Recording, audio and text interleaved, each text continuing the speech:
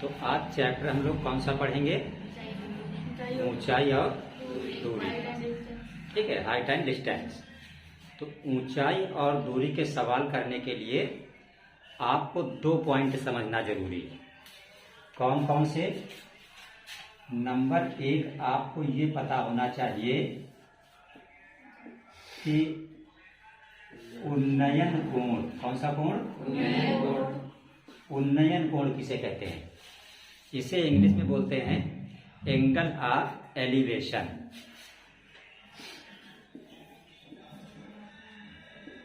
Angle of elevation.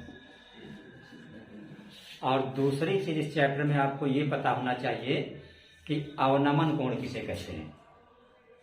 Number 2 पे क्या पता होना चाहिए? अवनमन कोण।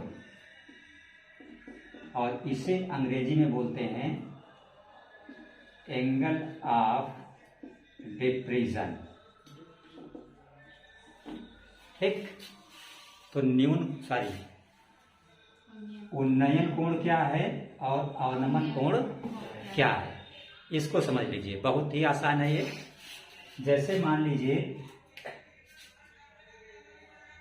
कि ये आपकी कोई मीनार है। ये क्या है? मीनार। और मान लीजिए यहाँ पे कोई व्यक्ति खड़ा हुआ है। ये मान लीजिए कोई लड़का खड़ा है यहाँ पे। तो यहाँ पे क्या होगी? इसकी आंख होगी। यहाँ पे क्या होगी? आंख। और मान लीजिए यहाँ पे कोई वस्तु रखी हुई।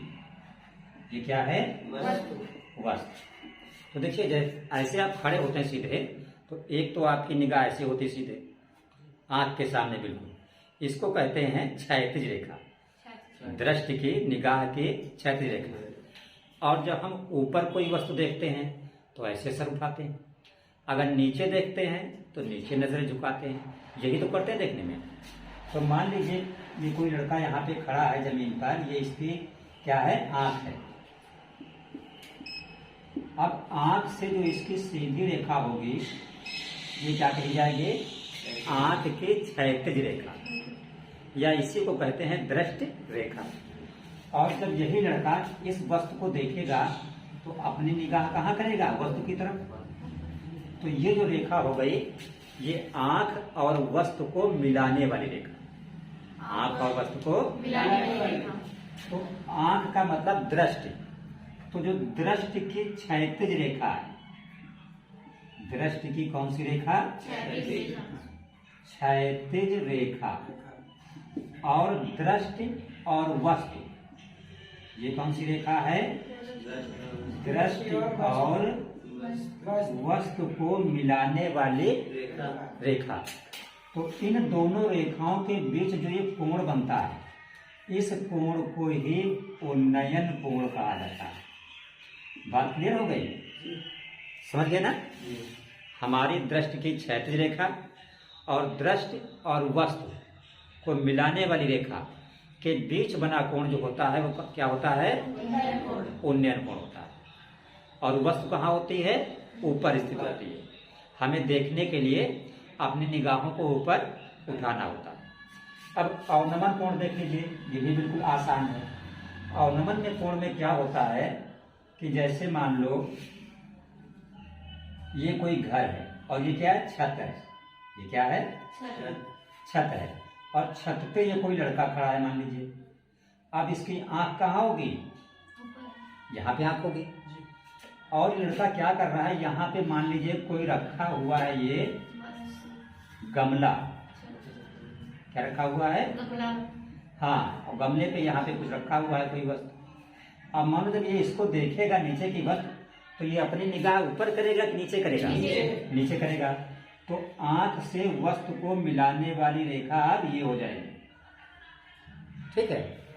और आंख की क्षैतिज रेखा कौन सी हो जाएगी? ये हो जाएगी। तो अब ये वाला कोण जो है, इसको अवनमन कोण कहेंगे। कौन सा कोण कहेंगे? अवनमन कोण। तो आप समझ गए उन्नयन कोण क्या है और अवनमन कोण क्या है। अब देखते हैं इसका क्वेश्चन नंबर 1।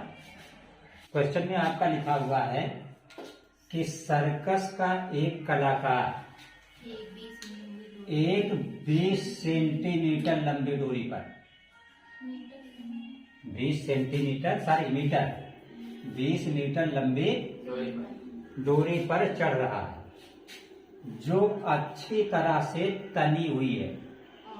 डोरी क्या है? 20 मीटर लंबी, अच्छी तरह से तनी हुई है और भूमि पर सीधे लगे खंभे के शिखर से बंधी हुई है।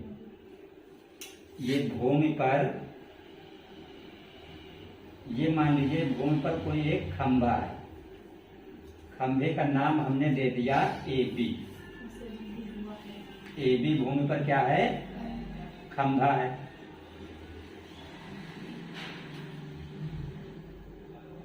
ठीक, अब डोरी की लंबाई है 20 मीटर जो इस खंभे के शिखर से बंधी है। इसका मतलब डोरी का एक सिरा ये खंभे का शिखर हुआ, शिखर का मतलब ऊपरी बिंदु, और डोरी का दूसरा सिरा कहाँ? यहाँ जमीन से। तो ये आपकी डोरी है जो कि तनी हुई है, मतलब सीधी है। तो ये आपकी हो गई डोरी, और ये डोरी कै मीटर लंबी है? 20 मीटर। डोरी का नाम क्या हो गया? BC। तो ये जमीन आपकी हो गई, ये खंभा हो गया। 20 मीटर लंबी डोरी खंभे से बंधी हुई है। डोरी का एक सिरा खंभे के शिखर से बंधा है और डोरी का दूसरा सिरा कहाँ से? जमीन से। तो कह रहा खंभे की ऊंचाई ज्ञात करो।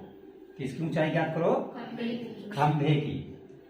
और एक चीज दी हुई है कि डोरी जो है लिखा है भूमि स्तर के साथ, इसका मतलब जमीन के साथ डोरी द्वारा बनाया गया कोण कितना है?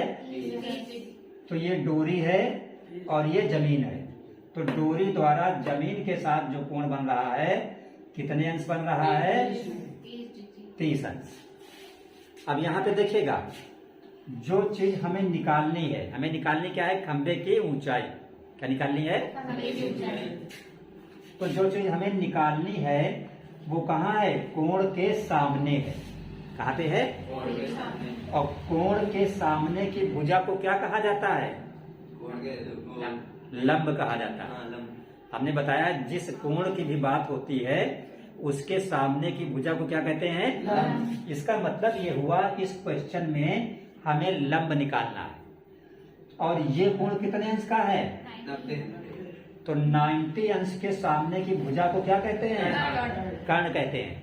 तो यहाँ पे डोरी किसका काम कर रही है? कर्ण का। तो कर्ण पता है 20 मीटर और लंब निकालना है। तो लंब और कर्ण का संबंध किससे होता है?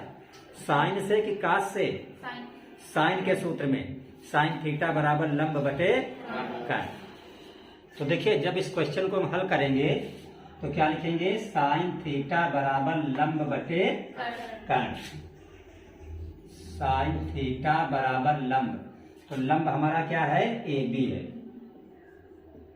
बटे कर्ण, कर्ण हमारा क्या है? BC है। तो थीटा कितना है? 30 अंश। तो साइन थीटा की जगह पर 30 अंश बराबर AB। AB की जगह पर AB ही रहेगा क्योंकि खंभे की ऊंचाई हमें ज्ञात करनी है। और नीचे क्या है? BC। तो BC क्या मीटर है? 20 मीटर। तो यहाँ पे 20 लिख देंगे।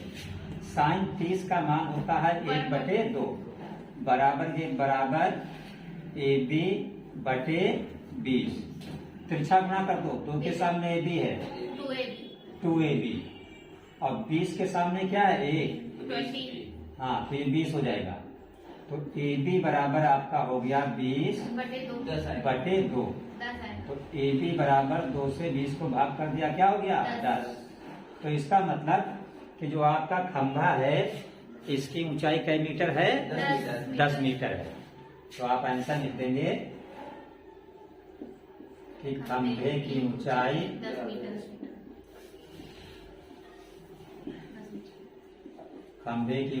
बराबर 10